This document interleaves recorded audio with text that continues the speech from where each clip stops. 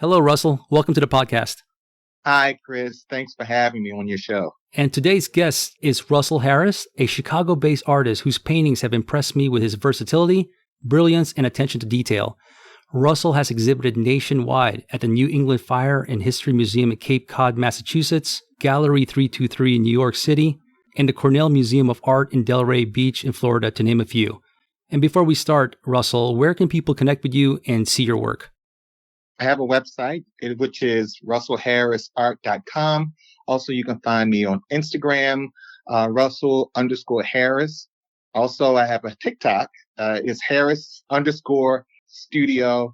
And of course, Facebook, Russell Z Harris-artist. Fantastic. And listeners, please connect with Russell, and I appreciate if you hit the subscribe and like button for our show. Russell, I'm excited to have you in my podcast because I love your Instagram page. Oh, thank you. Obviously, you post, your artwork, your art progress pics, shots of your art studio. Your page really inspires me to want to get back into art again. So my question to you is, what exactly is your art background? And did you know that you wanted a career in art? Actually, I did not originally want a career in art. I really wanted to be a fighter pilot.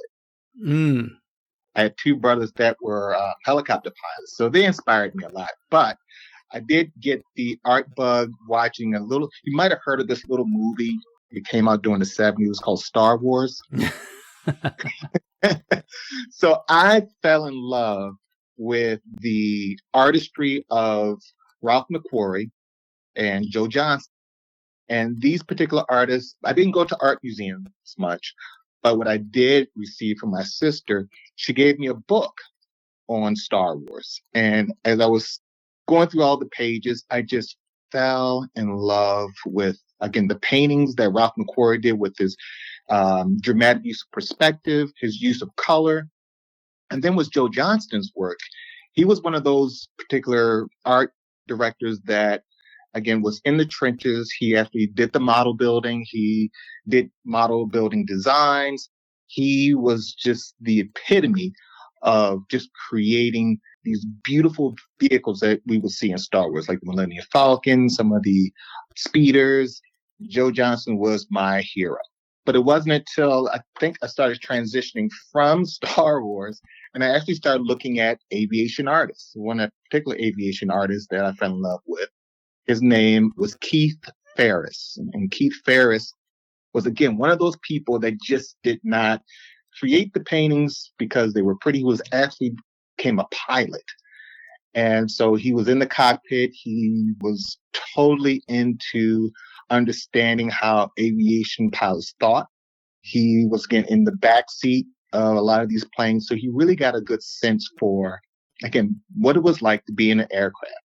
So I looked at a lot of Keith Ferris's artwork. During that time, I did not have oil paints. I didn't even have watercolor paints. But what I did have model building paints. So instead of using the traditional oil paints and watercolor paints, I actually used the enamel paints that I have in my model building kits, and I actually worked on paper. And I'm quite sure if I was to find these paintings, they would probably be disintegrated now because I didn't prep the paper. I had no idea what it meant to actually think about work for being archival. I just wanted to create. So I did a lot of copies of Keith Ferris's artwork, again, which really inspired me. And then when I said my brother was a pilot, so when they would have leave, they would come back home. One of my favorite things to do was to show them the work that I produced, the 2D work and the 3D work. So that's really where I started getting the art bug with creating artwork. Yeah, let me follow up on that. So to me, it's always a huge decision when somebody who is an artist in high school makes that switch and says, I'm going to actually further my education and study art in college. That's a huge decision to make. From your story, when did that actually materialize? Like, when did you say to yourself, okay, you know what? This is something I'm going to do in college? Well, that's a great question. I think it was the day that I met my senior high school art teacher. And it was his first year at the school. I knew nothing about him. He knew really nothing about me. He heard about me because I was the art bug or the art person in the room that was just people, oh, you got to see Russell Harris's artwork. And I can honestly say with confidence, he wasn't really impressed. Really? Was not impressed with the work. He said to me that basically I was looking at a lot of Bob Ross's artwork at that time too. So I was doing these paintings that were like 20 minutes long, 30 minutes long, landscape paintings in the style of Bob Ross. And he looks at the work, he said, I need to bring you up to a certain level. And he introduced me to a lot of different artists, going to 17th century, 19th century, Dutch artists, French artists. And he gave me this one particular artist magazine. And as I was thumbing through the magazine, I came across this name. And the name of this artist was Will Wilson. I come back in the art room and I threw the magazine on his desk. I said, I want to learn how to paint like this. And he looked at me and he smiled and said, okay, now we got a great starting point. And so from that point on, I was very focused on trying to get to that level of the artist Will Wilson. So read the magazine. He went to the school called the Schuler School of Fine Arts. And I realized that in order for me to get to this level, I had to go to art school. The Maryland Institute College of Art was a school where my art teacher did attend 4 years. And he said, if you want to go to art school, this will probably be your best bet. So I remember visiting the Maryland Institute, MICA. They dealt with it was a combination of conceptual art, and there were some teachers that were teaching more traditional work. So I went back to the high school and I kind of gave my art teacher a rundown of what I saw. And he said, well, welcome to art school. That's going to be your battle while you're there in terms of trying to figure out those teachers that's going to give you guidance for what you want to achieve. But at the same time, you're going to have to be flexible to understand that those abstract artists or those conceptual artists still have a lot of value in what they're going to say to you. So you're going to have to bridge them together in some kind of way. So my art teacher was on board with me trying to get into the school, wrote me a great recommendation. So I received a 4-year scholarship to go to MICA. And I was just a sponge, absorbing as much as I could. But while I was there, I had an opportunity to meet Will Wilson because I found out that the school that he went to, the Schuler School of Fine Arts, was actually a couple of blocks over from MICA. I was blown away by that fact. I had no idea. I thought it was out boonies somewhere. So it was during my lunch break. And I walked over to the school and I'm looking around and it was like I was transported back in time. The smell, medium, the aroma of the clay it was just, again, stepping back in time during that 19th century, 17th century era. And I met the teacher, the founder of the school, Ann Schuler. And Ann Schuler actually was an instructor at MICA. She was partnered up with Meriger. And Meriger, I don't know if you've ever heard of Meriger's medium. One of those traditional type of mediums, which is mixing mastic varnish and linseed oil together to get this Flemish medium. So while in college, I was tiptoeing over to the Schuler School during my lunch break, coming back over to MICA during my regular classes, been going back over there. And then one day when I was at Schuler's, one of the students said, Will Wilson's coming in to do a painting demonstration. I said, oh, please tell me when. So during that demonstration, I actually had an opportunity to ask Will, would it be okay if I stopped by his studio? And he said, sure, anytime.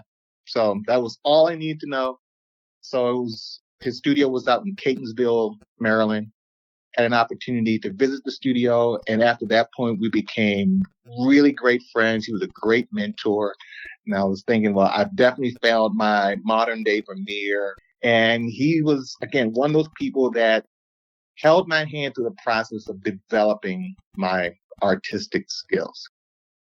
So I would say it was him, Will Wilson, And in college at Micah, the instructor that really gave me a clear understanding of how to mix color, think about, again, opening my mind in terms of thinking of different ways of doing art.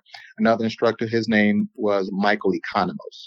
So those were my two heroes during that segment of my career that I really, really felt as if they guided me along the way in that chapter of my life. Thank you for that. That's really insightful. And Russell, I failed to mention this in your intro that you're an art teacher. You teach middle school and high school. And I was asked this question just recently by a family member about, the college experience learning fine art. I didn't study fine art in college. I studied graphic design.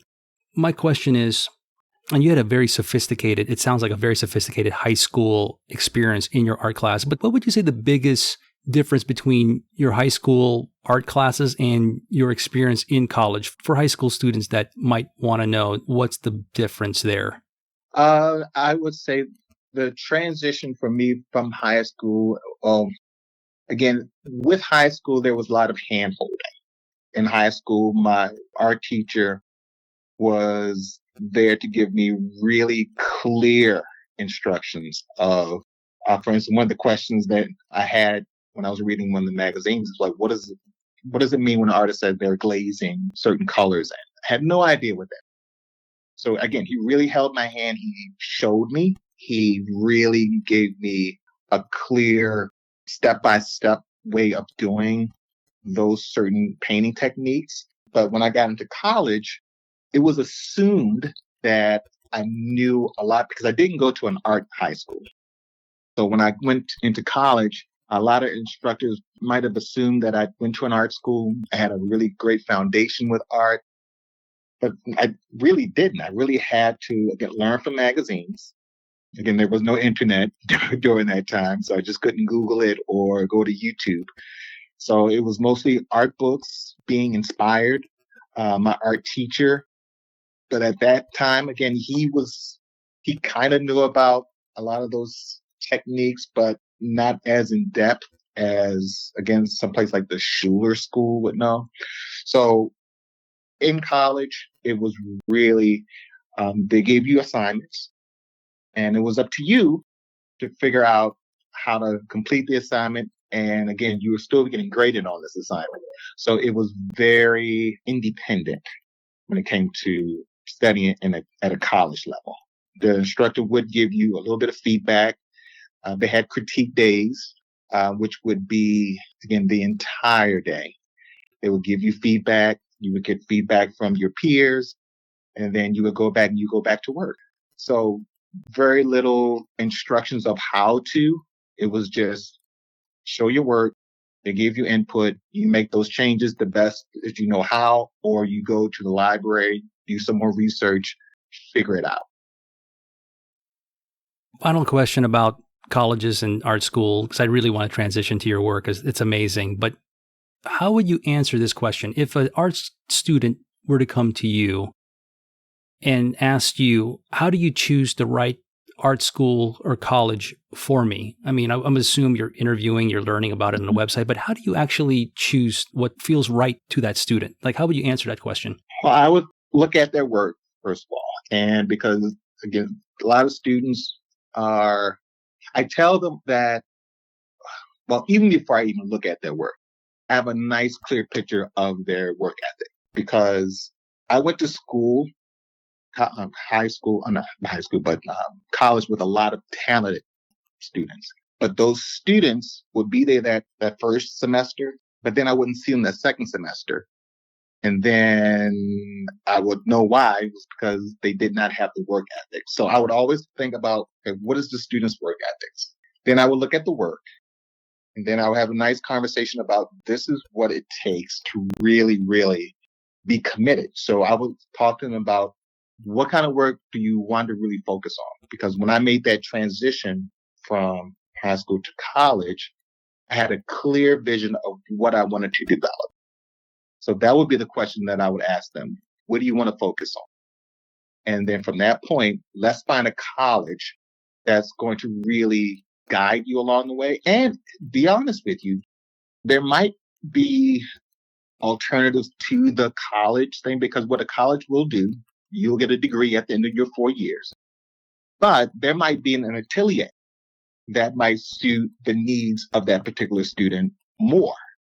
So the options that are available to students are, again, very vast. So I would say think about other options other than college, unless you want a degree, because I not only have my undergraduate degree in fine arts, I also have my master's degree in art education. So I would really sit down with that student and say, what do you really want to do in the field of doing art? Do you really want to become a professional artist? Is it a stepping stone for you to be a designer and an illustrator? I've had some wonderful students that go into fashion design. So I would really sit down with them to discuss with them, where do you see yourself after college? What do you want to do with all this knowledge that you're going to get and all this work that you're going to produce? Where do you want to see yourself after that? So it's a big question, and they might not be thinking, they probably just think about, how do I get into college?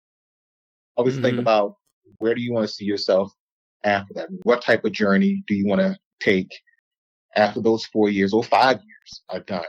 What kind of work do you want to produce? Thank you. That's also very insightful. I'm sure some students would love to hear, or they'll appreciate that insightful answer. So let's transition to your work, Russell. What I really like about your work is the spectrum of themes you paint in. I mean, you paint still lives, you paint nudes, portraits, and you also paint these fun conceptual pieces like The Entertainer, a painting of a retro robot on stage. There's also another piece where it looks like you painted a self-portrait of yourselves, but you're in like this building model kit where your arms are separated from your body and you have to build you into like a figure. Can you just talk about your particular art style? Sure. Well, with a lot of those themes and ideas, they are generated from allegorical type subject, historical types of narratives, even conversations with my students, my middle school students and high school students, that I might have with them and might spark an idea for a painting. For instance, the painting that I did, the self-portrait that I did, Genesis of an Artist, was inspired by me sponsoring a model building club in the middle school. So connecting what I enjoy for my hobby, connecting it what I do for my career as a professional artist, just blending them both worlds together. But that painting focuses on a tribute that they took many instructors, Michael Economos, Will Wilson. If I think of another artist, a couple of artists that were in college that helped me out, guiding me, Barbara Marcus, Susan Waters Eller, all of these different instructors helped to piece me together to be an artist that I am today. So the genesis part of that particular painting is with the model building. You open up the box and you see the pieces ready to be assembled, ready to be glued together, ready to be airbrushed or hand painted. So that particular painting dealt with my beginnings before those teachers actually came to piece me together as an artist.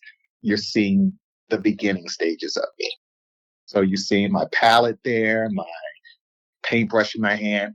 So I'm trying to be as transparent as possible. This is what I felt like before those instructors came to piece me together.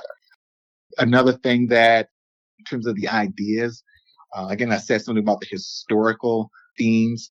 There was a particular painting that I did that I wanted to focus on the Tuskegee Airmen during World War II.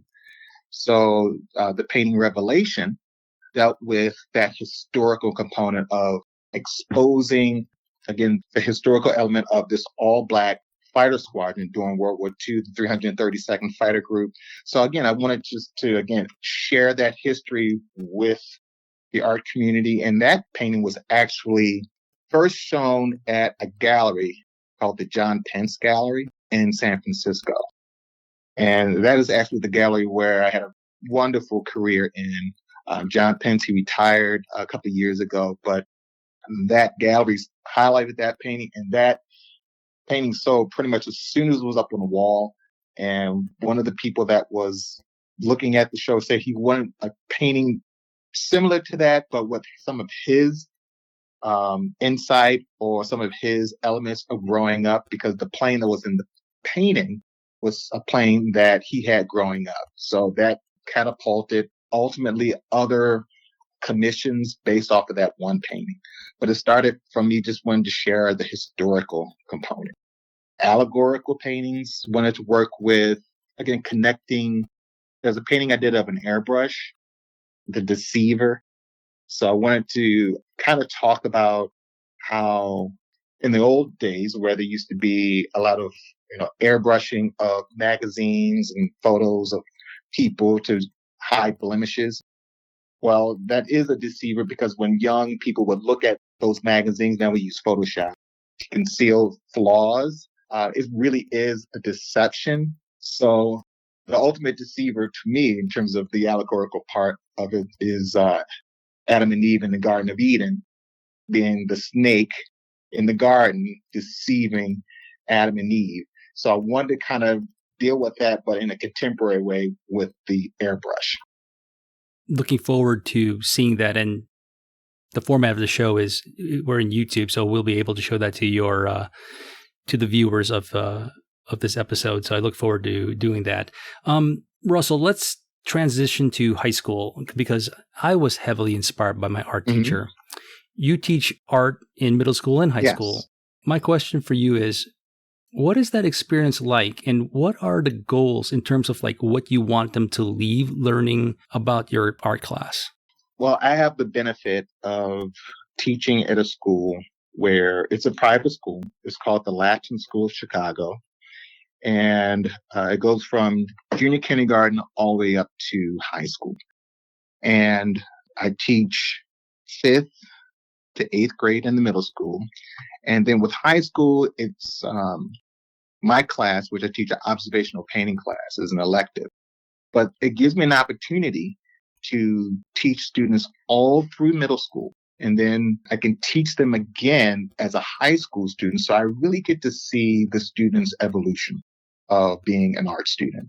So from 5th grade, we focus on understanding different cultures, how they do art, how they see line, how they use line and rhythm, and pattern and color. So we do gesture drawings there. We do get an understanding of Celtic design. We look at Greek gods and goddesses. Then that transitions to 7th and 6th grade, where I get the opportunity to teach them about perspective, 1-point perspective. Get to introduce them to the artist Keith Haring. So it's a range of different types of artists, different types of styles. I get to show them Photoshop filters and different types of effects. In 7th grade, the same thing. Photoshop, we do this wonderful project which they create their own superhero.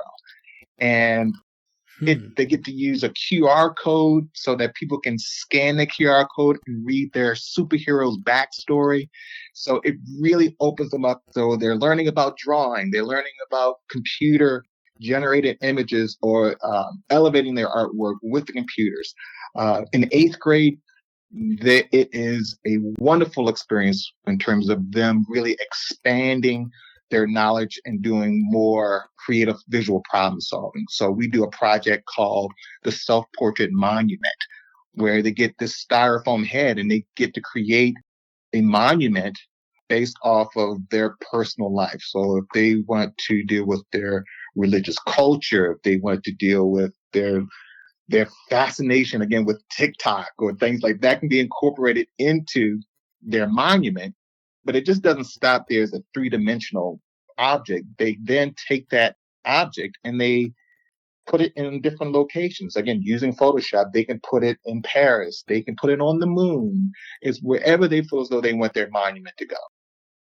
And then in high school, again, the painting class that I teach is an opportunity for me to really dive into understanding color, showing students how to break down the portrait, how to think about still life painting, how to compose, how to think about values, how to think about form, color, light.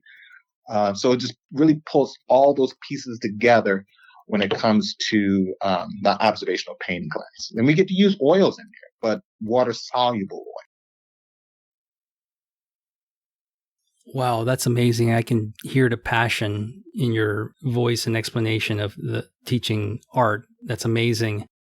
I have a couple more questions here, Russell. And I wanted to ask about, and because I mentioned this in the intro, I wanted to mention that you have exhibited in all these galleries, right? And that's just a few. I know it's not everything that you've exhibited Right. to.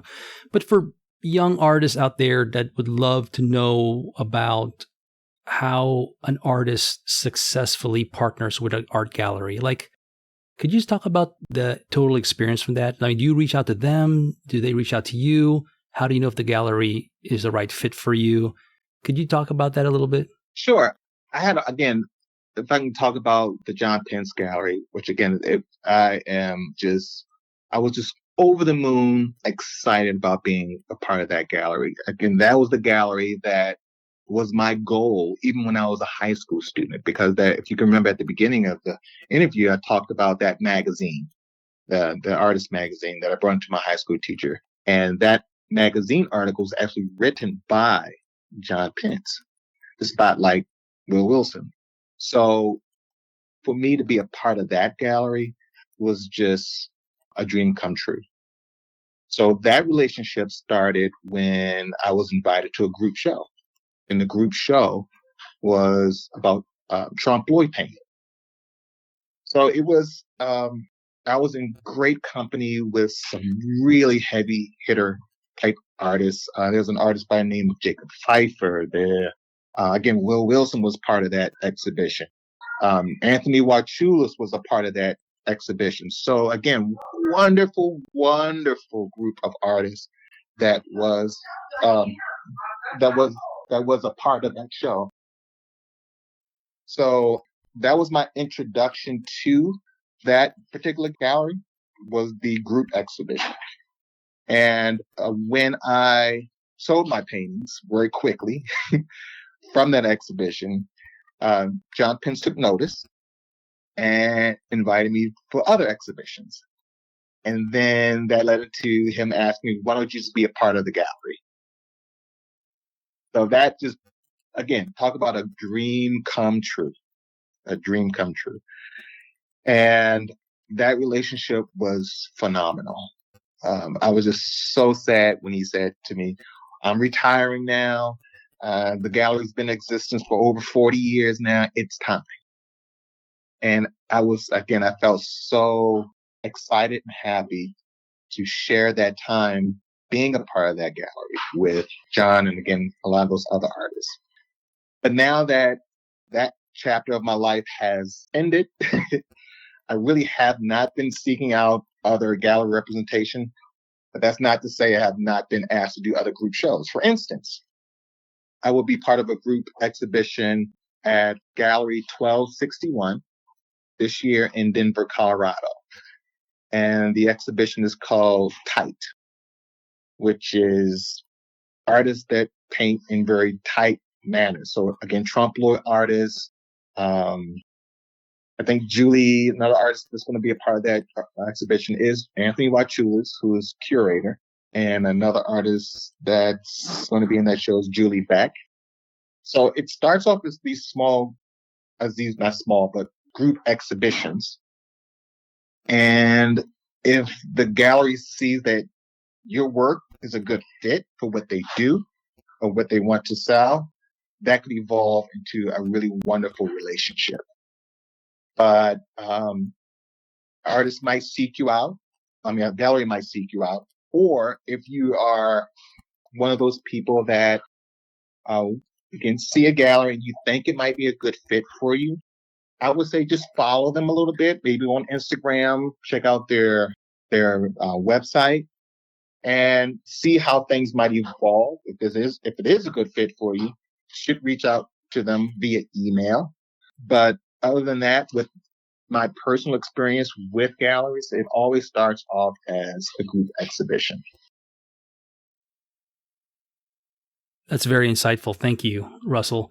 My final question to you, and the listeners will know this because I ask this question all the time, but I love it. Here's the question. Has your career been everything you thought it would be, and what has surprised you about it?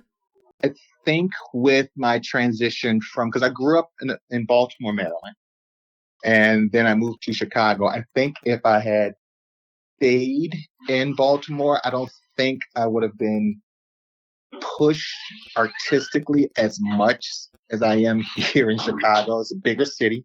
I think that it has really given me opportunity, again, to really push my ideas and to surround myself in certain communities that really celebrate the arts and really celebrate me as an artist, which fuels me to do more complex, more interesting, more work that is about me and not about just trying to make a sale, but really focus on what is Russell Harris all about. So when I do share that, there are those collectors that respond to that and they say, okay, I'm down with that. Can you do more of that? And I'm totally fine with that. So I just love the opportunities that I've had here in Chicago to share my work with the community here. Even with at the Latin School, I've had exhibitions there. There was one exhibition that I had that I did 45 paintings of faculty, staff, and students. And I just had a big exhibition. They were all alla prima paintings. And again, trying to connect what I do as a professional artist with what I do as a teacher and just making the world, just combining those two worlds together. So I think that evolution of me as an artist, I think that has definitely influenced what I do today. Because I am doing more figurative work. I am doing more work that's still sticking with storytelling, but definitely expanding my understanding of more complex figurative work. Amazing, Russell. I want to thank you personally for sharing your creative journey with us. And is there anything you want to promote? I think you mentioned some show in front of you, or anything you want to mention here in the very end before we say bye? Sure, yes. So again, I have an exhibition coming up, group exhibition is coming up at Gallery 1261 in Denver, Colorado. The exhibition is called Tight. I believe it is, the opening reception is in October. So please keep your eyes and ears open for that. And yes, contact me, either DM me on Instagram, Russell_Harris, or look at more of my work at russellharrisart.com. Great. Listeners, connect with Russell, and if you have a chance to go out there in Denver and see his work in person, that'd be amazing. And until next time, everybody take care and bye.